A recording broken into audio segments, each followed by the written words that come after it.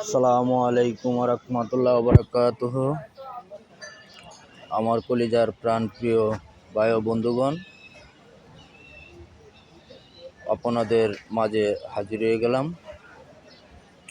তো ইদানিং গরমটা একটু বেশি, বৈশাখ মাস, সকলের সুস্বাস্থ্য কামনা করছি। সকলে ভালো থাকবেন, সুস্থ থাকবেন সেই কামনা করি।